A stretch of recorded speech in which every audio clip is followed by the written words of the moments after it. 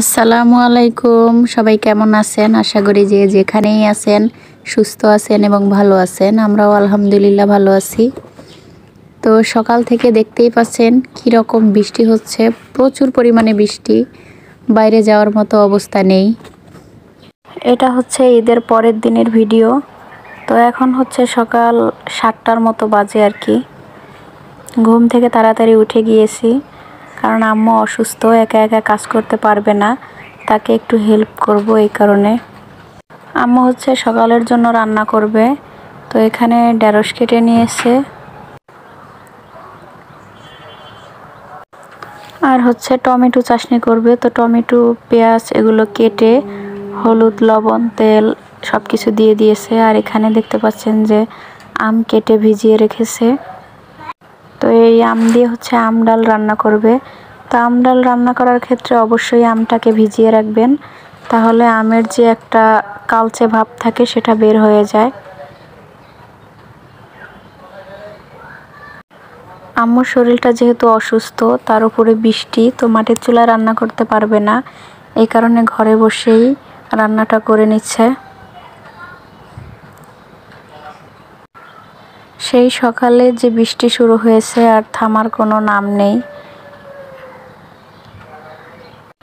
এখানে আমাদের গাছ থেকে কিছু মরিচ ছিঁড়ে নিয়েছি, তো এগুলো ভাজিতে দেব আর ভাতের সাথে খাবো। তো দেখতে পাচ্ছেন দুটো বোম্বাই মরিচ, এগুলো কিন্তু খুব সুন্দর ঘ্রাণ থাকে আর ঝাল।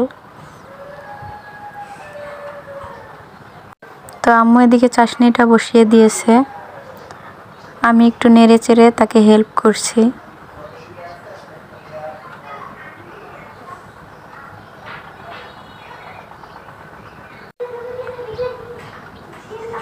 গ্রামে আসার পর থেকে নিয়মিত ভিডিও আপলোড দিতে পারছি না, তো এই কারণে আমি দুঃখিত। আর ভিডিও কিন্তু আমি ঠিকই বানিয়ে বানিয়ে রাখছি, কিন্তু আপলোড দিতে পারছি না, কারণ ঠিকমতো কারেন্ট থাকছে না বা সময় নেই এই কারণে। আর অনেক দিন পরে গ্রামে এসেছি, এখানে যদি বাবা মা ভাই বোনকে সময় না দিয়ে ভিডিওর পিছনে পড়ে থাকি তাহলে তো হবে না, তাই না? এ কারণে যে বাড়তি সময়টুকু পাই ওই সময়টুকুতে আমি ভিডিও বানাই, আর বাদবাকি সময় সবার সাথে কাটাই। রান্না করতে করতে এদিকে কিছু ড্রাই কেক ছিল, তো সবাই মিলে খেয়ে নিচ্ছি। বৃষ্টিটা থামলে আবার আমরা এক জায়গায় যাব, তো কোথায় যাব সেটা আমাদের ভিডিও দেখলে, শেষ পর্যন্ত দেখলে অবশ্যই বুঝতে পারবেন। তো এদিকে আম্মু ঢেঁড়স ভাজিটা বসিয়ে দিয়েছে। তো ভাজিটা প্রায় হয়ে এসেছে, আর কিছুক্ষণ রান্না করে নিলে পুরোপুরি হয়ে যাবে।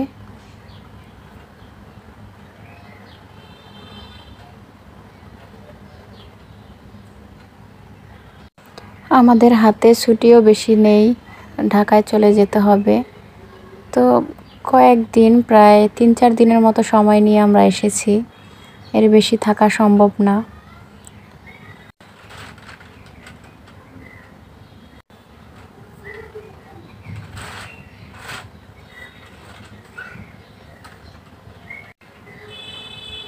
তো এখানে দেখতে পাচ্ছেন আমাদের সকালের খাবারটা রেডি হয়ে গেছে। কালকে রাত্রে যে আমরা মুরগি ভেজেছিলাম, তো সেটা খুব মজা হয়েছিল, এই কারণে সকালে আম্মু আবার মুরগি ভেজে দিয়েছে। আর কালকের গরুর মাংস ছিল, টমেটো চাটনি, তারপরে ঢেঁড়স ভাজি, আম ডাল, এগুলো দিয়ে সকালের নাস্তাটা খাওয়া হবে। আমরা সবাই মিলে সকালের নাস্তাটা করে নিয়েছি, আর দেখতে পাচ্ছেন বৃষ্টিটাও থেমে গিয়েছে, এখন আর বৃষ্টি নেই। তো এখানে আম্মু গাছ থেকে লিচু পেড়ে দিচ্ছে কায়মের জন্য।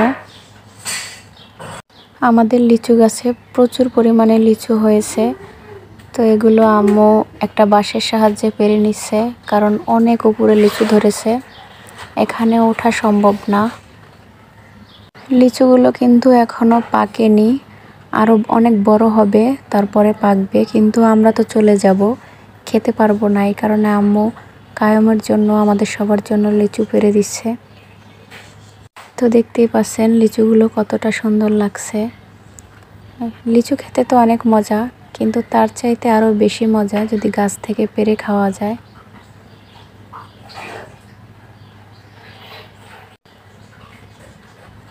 লিচুগুলো যখন অনেক বড় হবে তো এরকম কালার চলে আসবে। এখনো ছোট আর টক টক লাগে খেতে, পুরোপুরি মিষ্টি হয় নাই। আমাদের বাসায় কম বেশি সব ফলের গাছ আছে আর সব গাছেই ফল ধরে। সকালের নাস্তা শেষে রেডি হয়ে আমরা বেরিয়ে পড়েছি।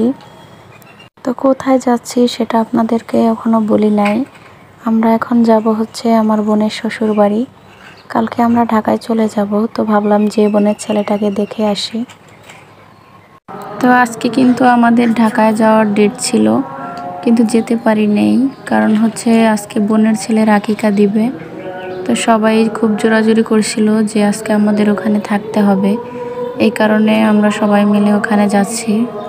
তো বোনের শ্বশুর বাড়িটা হচ্ছে রমজানপুরে। আমরা এখন প্রথমে যাব হচ্ছে ঝুরগা, সেখান থেকে কিছু কেনাকাটা করে আমরা রমজানপুরের উদ্দেশ্যে রওনা দিব। তো রমজানপুরে যাওয়ার রাস্তাটা খুবই সুন্দর, এই কারণে আপনাদের সাথে শেয়ার করছি। তো আমরা অলরেডি ঝুরগা বাজার চলে এসেছি। তো এখান থেকে আমরা নদীর দিকে হেঁটে হেঁটে যাচ্ছি। তো নদীর পাড়ে অপেক্ষা করতে হবে আমাদের, কারণ আমরা হচ্ছে যাব তো বোনের শ্বশুরবাড়ি, সেটা আগেই বলে দিয়েছি। তো কে কে যাব সেটা বলি নাই। তো ঝুরগা পর্যন্ত আমরা 3 জন এসেছি। তো 3 জন বলতে কায়মের বাবা আর আমি, আর সাথে যাবে হচ্ছে আমার বড় ভাই, সে তার শ্বশুরবাড়িতে আছে। তো এই কারণে তার জন্য অপেক্ষা করছি আমরা এখানে এসে।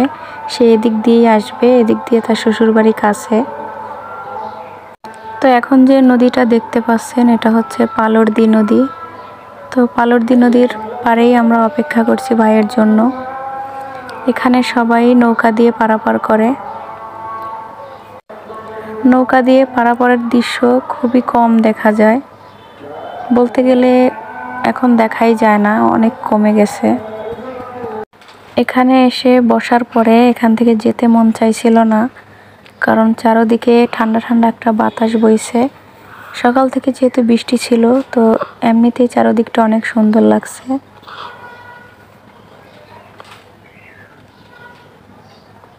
তো এই নদীটা পারাপারের জন্য এপার থেকে ওপারে যে নৌকায় করে যাওয়া হয়, 5 থেকে 10 টাকা ভাড়া নেয়। আমরা প্রায় 10 মিনিট ধরে অপেক্ষা করছি, কিন্তু এখনো ভাইয়া আসে নাই।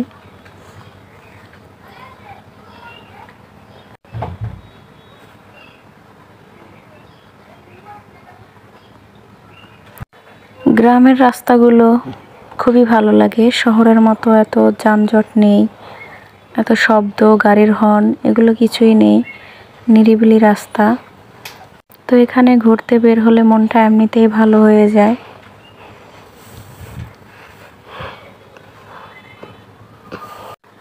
তো এখানে নৌকা দেখার পরে মন চাইছিল যে নৌকায় কিছুক্ষণ ঘুরি, তারপরে ভাবলাম যে না, যদি পড়ে টরে যাই তাহলে তো আবার আরেক সমস্যা।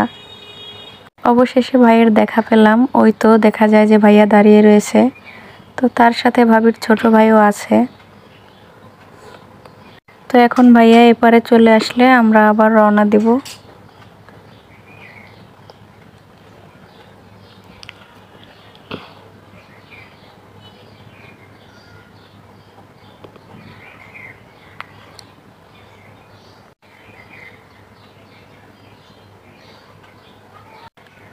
নদীটা দেখতে ছোট মনে হচ্ছে ক্যামেরার কারণে, কিন্তু এত ছোট না, নদীটা ভালোই বড়। যারা মাদারীপুরে থাকেন তারা তো অবশ্যই পালরদি নদী চেনেন বা নাম শুনেছেন। এটা হচ্ছে সেই পালরদি নদী, যারা দেখেননি তারা অবশ্যই দেখে নেবেন।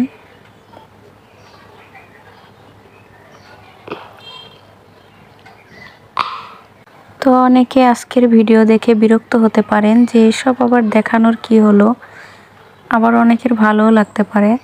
আমার দেখানোর উদ্দেশ্য হলো যারা গ্রামকে মিস করছেন, গ্রাম থেকে দূরে আছেন, তারা এসব দেখে হয়তো একটু আনন্দ উপভোগ করতে পারেন। তো এখন হচ্ছে আমরা মিষ্টি কিনতে এসেছি, মিষ্টির দোকানে এসেছি, এখান থেকে কিছু মিষ্টি কিনে নেব। তো রসগোল্লা দেখে আর লোভ সামলাতে পারিনি, এই কারণে সবাই মিলে আগে রসগোল্লা খেয়ে তারপরে রওনা দেব। তো সবাই মিলে দুটো করে নিয়েছি। সকালে যেহেতু নাস্তা করে বের হয়েছি, দুটোর বেশি খাওয়া যাবে না। ওখান থেকে মিষ্টি, ফল, বিস্কিট সব কিছু কিনে আমরা রওনা দিয়েছি। তো এবারেও কিন্তু আমরা ভ্যানে চড়ে রওনা দিয়েছি। তো যারা ভ্যানে উঠেছেন তারা ভ্যানে ওঠার মজাটা অবশ্যই জানেন, আর যারা ওঠেন নাই তারা ভ্যান দেখলে হয়তোবা ভয় পেতে পারেন। আমি যেহেতু গ্রামে থাকতাম, তো ভ্যানে ওঠার অভিজ্ঞতা আমার আছে, কিন্তু কায়ুম আর কায়ুমের বাবার নেই। তাদের কাছেও কিন্তু ভ্যানে উঠতে খুব ভালো লাগে, তারাও খুব এনজয় করে। তো আমরা কিন্তু প্রায় অর্ধেকটা রাস্তা পার করে এসেছি, আর অর্ধেক বাকি আছে। আপনারা এই সুন্দর দৃশ্যটা উপভোগ করতে থাকুন, আবার বাসায় গিয়ে তারপরে কথা হবে।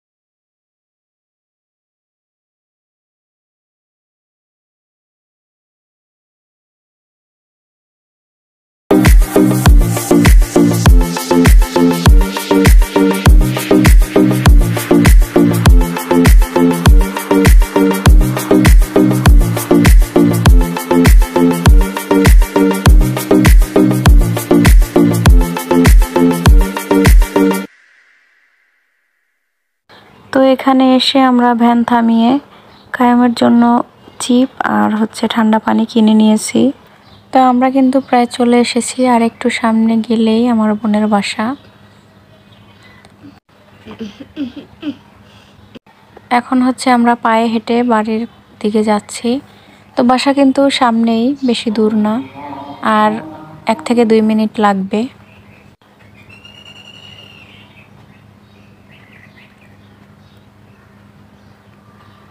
তো দেখতেই পাচ্ছেন আমরা বাসায় চলে এসেছি। তো এসে এখানে বিশ্রাম নিচ্ছি, আর এই তো বোন অনেক কিছু খেতে দিয়েছে, সেগুলো আপনাদের সাথে শেয়ার করছি। এখানে বোনের ছেলে আর আমার ছেলে মিলে খাচ্ছে আর দুষ্টুমি করছে, 2 ভাই। অনেক দিন পরে 2 ভাইয়ের দেখা, তারাও খুব মজা করছে। এখন হচ্ছে আমরা ছাদে উঠেছি, তো ছাদটাকে একটু ঘুরে ঘুরে দেখব আর আপনাদেরকেও দেখাবো। আমি কিন্তু আগেই বলে দিয়েছি যে আজকে আমার বোনের ছেলের নামে আকিকা দেওয়া হয়েছে। আজকে যেহেতু সকাল থেকেই বৃষ্টি হয়েছে, তো এই কারণে নিচে বসে ছাগল কাটা সম্ভব না, তাই ছাদে বসেই ছাগল কাটা হয়েছে। আমি ছাদে বসে বসে আমার বোনের বাড়ির চারপাশটা আপনাদের সাথে শেয়ার করছি।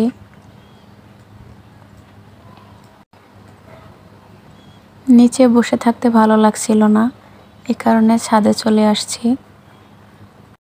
তো ছাগলগুলো মাত্র কাটা হয়েছে, এখনো ছাদ পরিষ্কার করে নাই। ওদিকের সব কিছু গুছিয়ে তারপরে ছাদটা পরিষ্কার করে নেবে। তো ছাদে উঠে কিন্তু খুব ভালো লাগছিল, চারদিকে গাছপালা, খুবই সুন্দর একটা পরিবেশ। আর এখানে দেখতে পাচ্ছেন যে কবুতর আছে, তো এই কবুতরগুলো আমার বোন জামাই পালে। এখানে অনেক কবুতর, তো এটা অসুস্থ। অনেক দিন পরে বোনের ছেলেকে দেখতে পেয়ে মনটা খুবই ভালো লাগছে। আমি যেহেতু দূরে থাকি, মন চাইলেই তো আর দেখতে পারি না। ওকে দেখতে হলে আমার গ্রামে আসতে হবে, তারপরে দেখতে হবে। ভিডিও কলে তো প্রতিদিনই দেখি, সেই দেখা আর সামনাসামনি কোলে নিয়ে দেখা অনেক পার্থক্য। তো ওদের অনেক কবুতর আছে, কবুতরগুলো দেখতে ভালোই লাগছিল।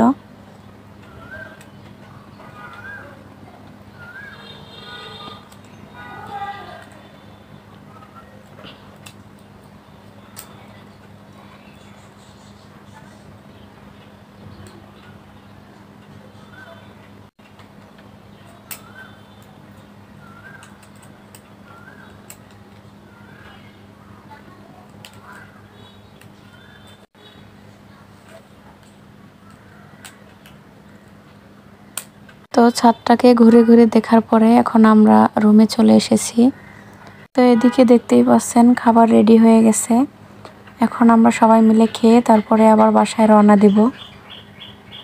তাড়াতাড়ি রওনা দিব, কারণ বলা যায় না কোন সময় আবার বৃষ্টি শুরু হয়ে যায়।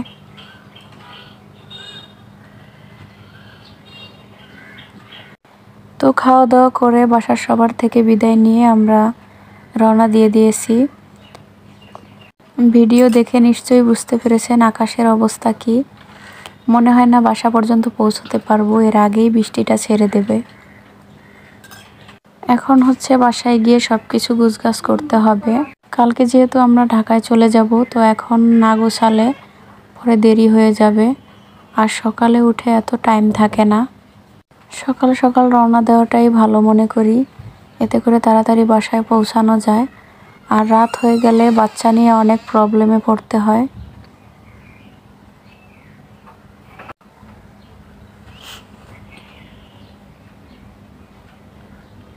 আজকের ভিডিওটা অনেক বড় হয়ে গেছে, তো আর বেশি বড় করব না। এতক্ষণ আপনাদের মূল্যবান সময় নষ্ট করে আমার ভিডিওটি দেখার জন্য সবাইকে জানাচ্ছি অসংখ্য ধন্যবাদ। সবাইকে পরবর্তী ভিডিও দেখার আমন্ত্রণ জানিয়ে বিদায় নিচ্ছি। আল্লাহ হাফেজ।